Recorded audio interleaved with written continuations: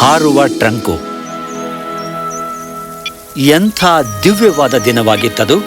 ಭವ್ಯವಾದ ದಾರಿ, ಭವ್ಯವಾದ ಮಂಡಿ, ದಿವ್ಯವಾದ ಬಂಗಾರದ ಪಡಸಾಲೆ. ನಿಲ್ಲಿ, ಒಂದು ಬಂಗಾರದ ಪಡಸಾಲೆ.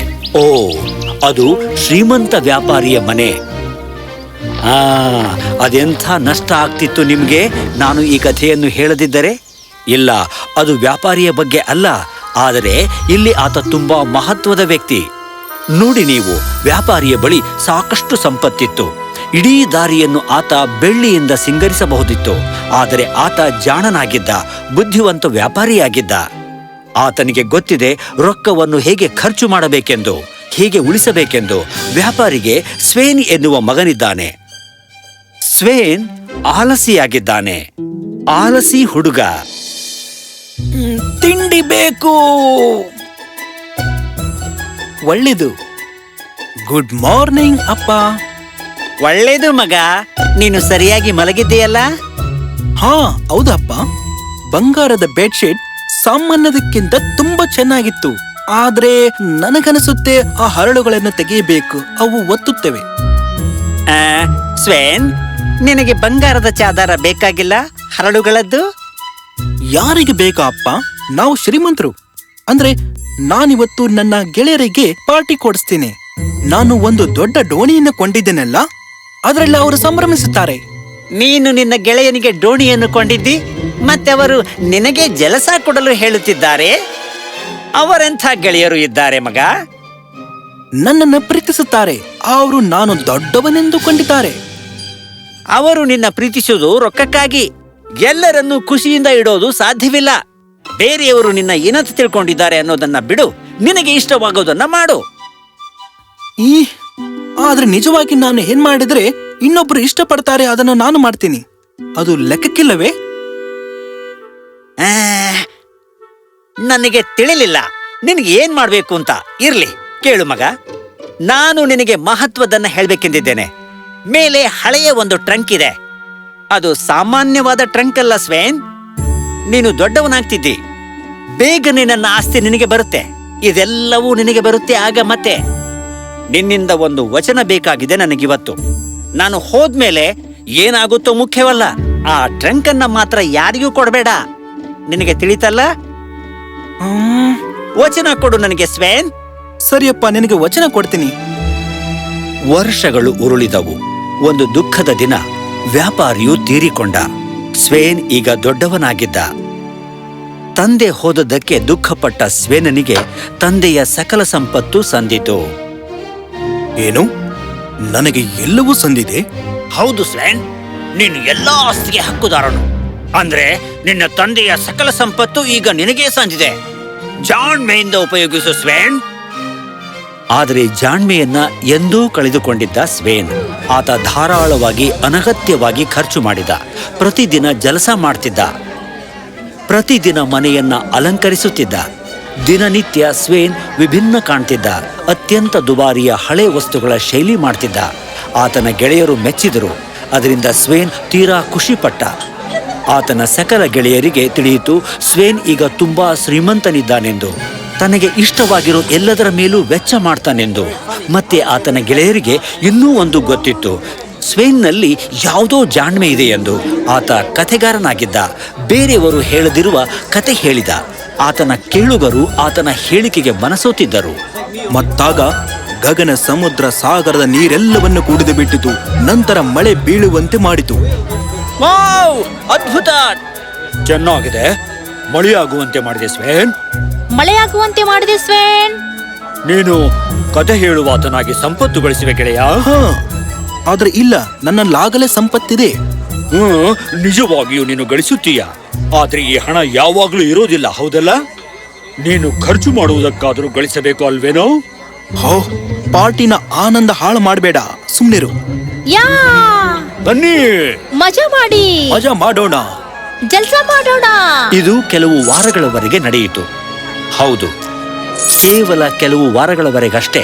ಯಾಕೆಂದ್ರೆ ಬೇಗನೆ ರೊಕ್ಕ ಎಲ್ಲಾ ಖರ್ಚಾಯಿತು. ಸ್ವೇನ್ ತನ್ನೆಲ್ಲಾ ಹಳೆಯ ವಸ್ತುಗಳನ್ನು ಮಾರತೊಡಗಿದ ತನ್ನ ಖರ್ಚಿಗಾಗಿ. ಆದರೆ ಜಲ್ಸ ಮಾಡೋದನ್ನ ನಿಲ್ಲಿಸಲಿಲ್ಲ. ಗೆಳೆಯರ ಮೇಲೆ ಖರ್ಚು ಮಾಡೋದನ್ನು ನಿಲ್ಲಿಸಲಿಲ್ಲ. ಕೊನೆಗೆ ಹೇಗಾಯಿತೆಂದ್ರೆ, ನೀನು ಮುಳುಗಿ ಹೋದೆ. ಸಾಧ್ಯವಿಲ್ಲ. ನನ್ನ ಬಳಿ ಏನಾದ್ರೂ ಉಳಿದಿರಬೇಕು.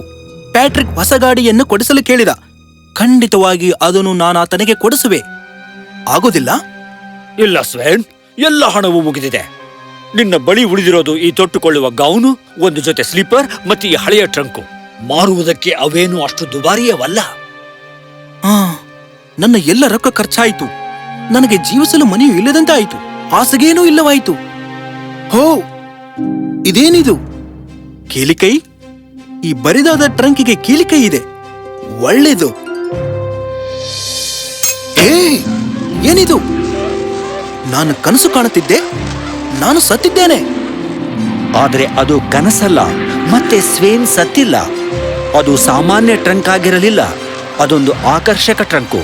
ಅದು ಸ್ವೇನನನ್ನು ಸಮುದ್ರದ ಮೇಲೆ, ಪರ್ವತಗಳ ಮೇಲೆ ಹಾರಾಡಿಸಿತು. ಕೊನೆಗೆ ಆ ಟ್ರಂಕು ಟರ್ಕಿ ದೇಶದಲ್ಲಿ ಇಳಿಯಿತು. ಸ್ವೇನ್ ಟ್ರಂಕಿನಿಂದ ಹೊರಬಂದ ಮತ್ತದನ್ನು ಗಿಡದ ಕೆಳಗೆ ಅಡಗಿಸಿಟ್ಟ.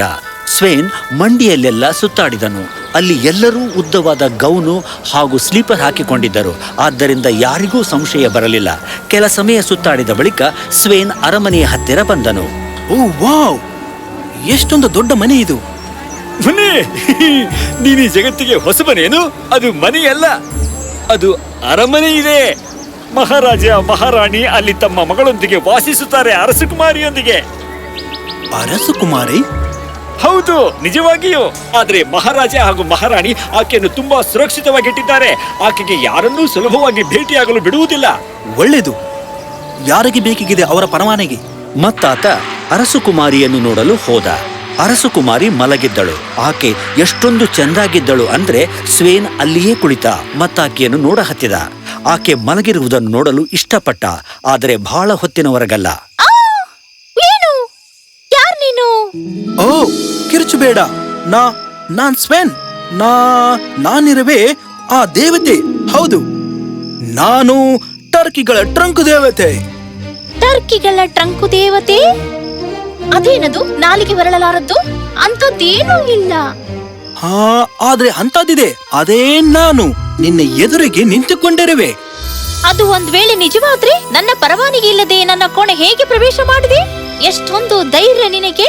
ನೀನ್ ಯಾರಾದ್ರೆ ನನಗೇನು? ನಾನೀಗಲೇ ನಿನ್ನ ಸೆರೆ ಹಿಡಿಸುವೆ, ಈಗಿಂದೀಗಲೇ. ಬೇಡ, ದಯವಿಟ್ಟು ನಿನ್ನ ಬೇಡಿಕೊಳ್ಳುವೆ. ನನ್ನನ್ನ ಕ್ಷಮಿಸಿಬಿಡಿ. ನೀನು ಸರಿಯಾಗಿ ಹೇಳಿದೆ. ನಾನು ಹೀಗೆ ಮಾಡಬಾರದಿತ್ತು. ದಯ ತೋರು. ವಿನಂತಿಸಿಕೊಳ್ಳುವುದನ್ನು ನಿಲ್ಲಿಸು. ನನಗೆ ಹೇಳು, ನೀ ಇಲ್ಲಿಗೆ ಹೇಗೆ ಹತ್ತಿ ಬಂದಿ ಅಂತ. ಓ, ನನ್ನ ಟ್ರಂಕಿನೊಂದಿಗೆ ಚಂದ್ರಲೋಕದಿಂದ. ಅಲ್ಲಿ ತುಂಬಾ ಸುಂದರವಾದ ಜಲಪಾತಗಳು ಹಾಗೂ ಸರೋವರಗಳಿವೆ. ನಿನ್ನ ಕಣ್ಣುಗಳಂತಿವೆ. ಅದರಲ್ಲಿ ನಿಮ್ಮ ವಿಚಾರಗಳು ಈಜಾಡುತ್ತವೆ, ನೀರಿನ ದೇವತೆಗಳಂತೆ. ಮತ್ತೆ ನಿಮ್ಮ ಹಣೆ ಅದು ಬರ್ಫಿನಿಂದ ಮುಚ್ಚಿದ ಗಿರಿ ಶಿಖರಗಳಂತಿದೆ.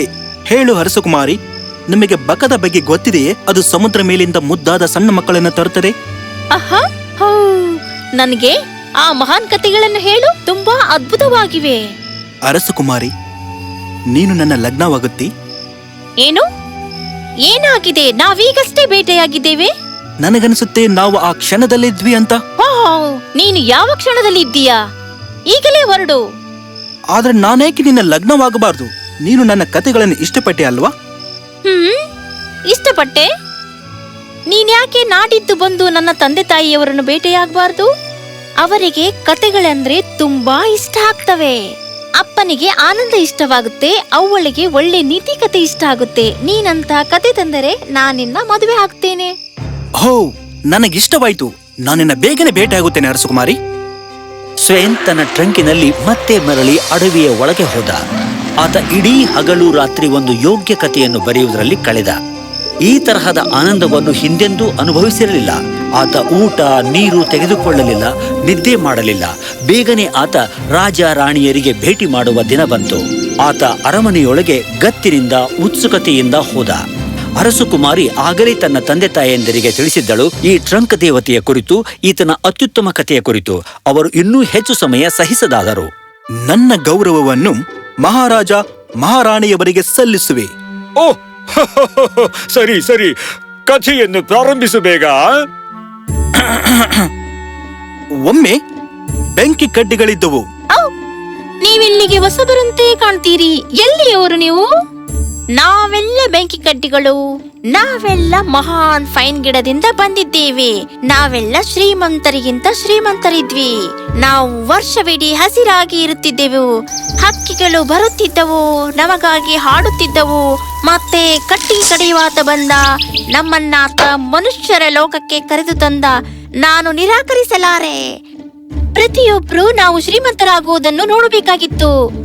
ಮುಖ್ಯ ಕುಟುಂಬದ ಆಧಾರವಾಗಿತ್ತು ಹಡಗು. ಅದು ಜಗತ್ತನ್ನು ಸುತ್ತುತ್ತಿತ್ತು. ಮತ್ತೆ ನಾವು ಆಕೆಯನ್ನು ತಂದೆವು ಮನುಷ್ಯರಿಗೆ ಬೆಳಕು ನೀಡಲು. ಅದು ನಿಜವಾಗಿಯೂ ದುಃಖದ ಕಥೆಯಾಗಿದೆ. ಕುಟುಂಬ ಕುಸಿದು ಬಿತ್ತು. ನೀನ್ಯಾಕೆ ಇಷ್ಟೊಂದು ಕಷ್ಟಪಡ್ತಿದ್ಯಾ ನಮ್ಮನ್ನು ಓಲೈಸಲು? ನೀನು ಯಾರಂತ ನಿಜವಾಗಿ ಇಷ್ಟಪಟ್ಟಿದ್ದರೆ? ಹೋ, ದಯವಿಟ್ಟು ಟಿಂಡರ್ ಬಾಕ್ಸ್ ಅವರೇ, ನಿಮಗೆ ನಾವೆಂದ್ರೆ ಹೊಟ್ಟೆ ಕಿಚ್ಚು. ನಮಗೆಲ್ಲ ಗೊತ್ತು ನಿಮ್ಮನ್ನು ಯಾರು ಮೂಸಿ ನೋಡಲ್ಲ ಅಂತ. ನಾವು ಇಲ್ಲಿದ್ದೇವೆ. ನಿಮಗೆ ವಯಸ್ಸಾಯ್ತು, ನೀವವರಿಗೆ ಬೇಕಿಲ್ಲ. ಹೋ, ನಾನು ಇಷ್ಟಪಡ್ತೇನೆ. ನನ್ನ ಬದುಕು ಅಷ್ಟು ಕುತೂಹಲವಾಗಿತ್ತಂತ. ಅತ್ಯಂತ ಕಿರಿಕಿರಿಯ ಸಮಯವೆಂದರೆ ಚುಚ್ಚುತ್ತದೆ. ನಾನೀಗ ನೋಡಬೇಕಾಗಿರುವುದು ಮಾತಾಡುವುದನ್ನು. ನಾನಿಲ್ಲಿ ಅನ್ಯರೊಂದಿಗೆ ಇದ್ದೇನೆ. ಓ, ಎಲ್ರು ಅದೃಷ್ಟಶಾಲಿಗಳೆಲ್ಲ ನಮ್ಮಂತೆ. ತುಂಬಾ ಪರಿಣಾಮಕಾರಿ ಹಾಗೂ ಚೆನ್ನಾಗಿರುತ್ತದೆ. ನೀವು ಉರಿಯುವಾಗ ಏನು ಹಾಗೆ ಹೇಳ್ಬೇಡ. ಅದು ಅತ್ಯಂತ ಹೀನಾಯವಾದ ಸಂಗತಿ ಹೇಳೋದಕ್ಕೆ. ಆತನ ಮಾತಿಗೆ ಕಿವಿ ಕೊಡಬೇಡ. ಹೀನವಾದದ್ದೇನು ಅಲ್ಲ, ನಾವು ಸುಂದರವಾಗಿ ಕಾಣ್ತೀವಿ. ನಾನು ಹಾಗಂತ ತಿಳ್ಕೊಂಡಿಲ್ಲ. ಮತ್ತಾಗ ಕೂಡಲೇ ಕೆಲಸದಾಕೆ ಕೋಣೆಗೆ ಬಂದಳು. ಎಲ್ಲರೂ ಶಾಂತರಾದರು. ಒಮ್ಮೆಲೆ ಒಲೆ ಮೇಲೆ ಪಾತ್ರೆ ಇಟ್ಟಳು. ಮತ್ತೇನೋ ಹುಡುಕಿದಳು ಕೆಳಗೆ ಬೆಂಕಿ ಉರಿಸುವುದಕ್ಕೆ. ಬೆಂಕಿ ಕಡ್ಡಿಗಳು ತಮ್ಮ ಆಯ್ಕೆ ಮಾಡುತ್ತಾಳೆ ಎಂದುಕೊಂಡಿದ್ದವು.